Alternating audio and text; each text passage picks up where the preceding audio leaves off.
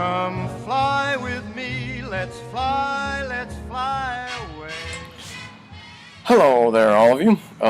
Kids are still at the grandparents, so I'm enjoying a nice day out on the front porch here and thought make you a little bit of a movie.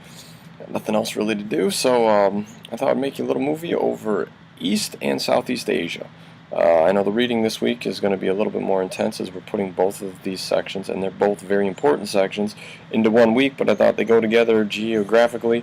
They're close to each other, and they've influenced each other quite closely, China being the major player in that.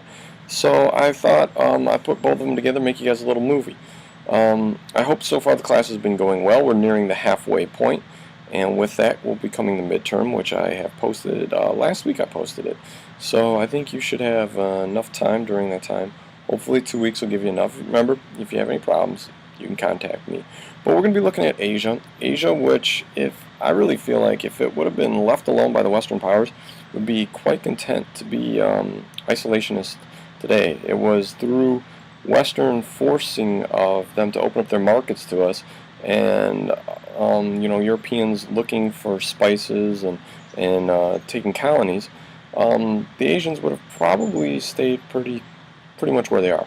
Today, though, they are becoming a major power. They have become industrially gigantic, and the new economic powerhouses are coming from this area. So in the future, while Asia has always been kind of a backwater in world affairs, it's really felt that in the next 100 years, they will probably be the dominant force. And much to many people's chagrins, that it's been claimed that the 1800s were the British century, the 1900s were the American century, in the 2000s some people are starting to call it maybe the Chinese century. I'm hoping that's not so, but it's all indications are looking pretty strong for Chinese surpassing of power. So anyways, here's the film. I hope you guys enjoy, and I'll see you at the end there.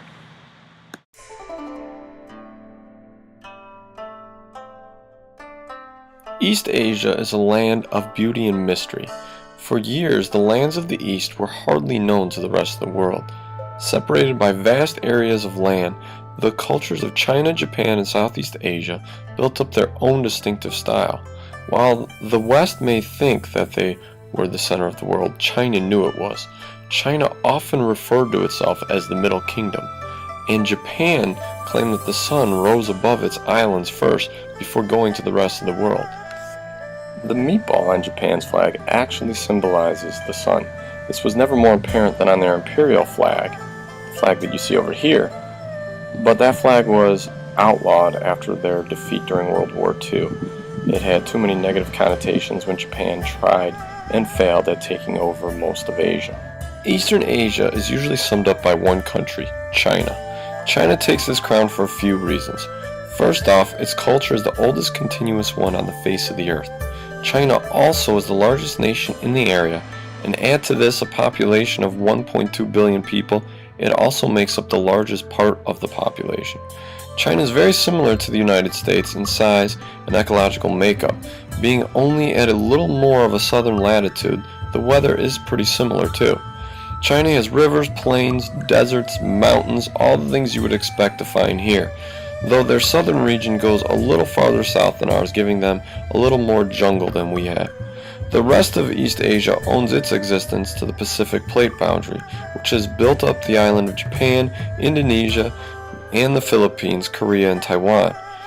Part of the Ring of Fire, many volcanoes exist in this region. The volcano on the island of Krakatoa, found in Indonesia, when it erupted in 1883, was so powerful it was heard all the way in Australia, and the ash from the explosion cooled the planet for 5 years. The countries of Southeast Asia for years have fought off the dominance of China to their north. While heavily influenced by China, their own unique cultures exist in places like Burma, Thailand, and Vietnam.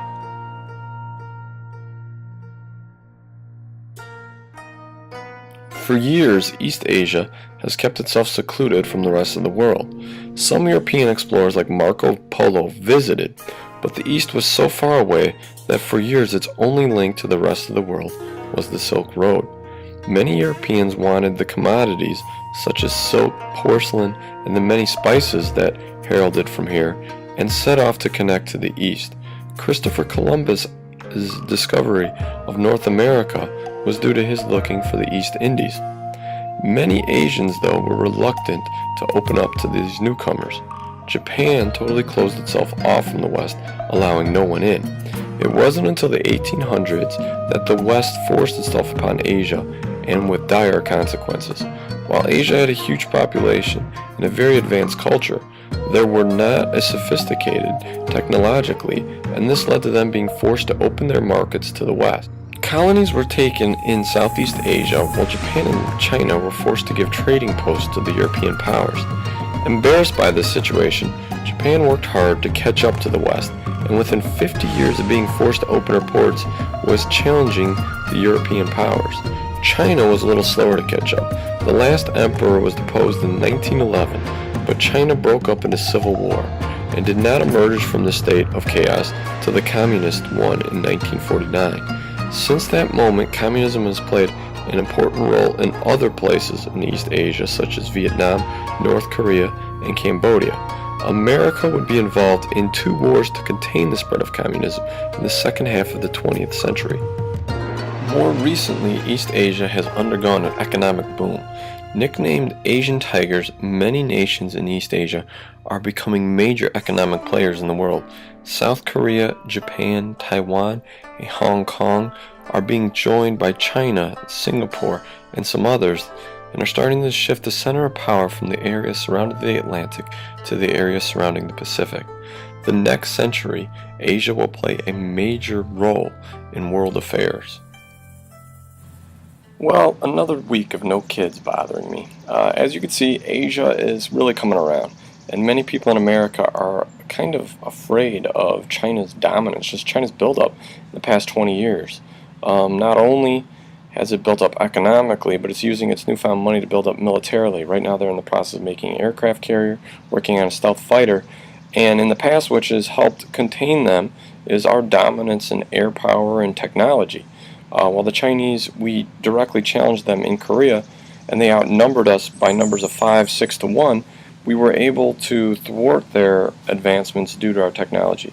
Now with them catching up, or attempting to catch up, it could be an interesting shift of power in the next century. So I know I'm checking where I'm buying stuff and trying to buy less and less from China, but it's pretty tough.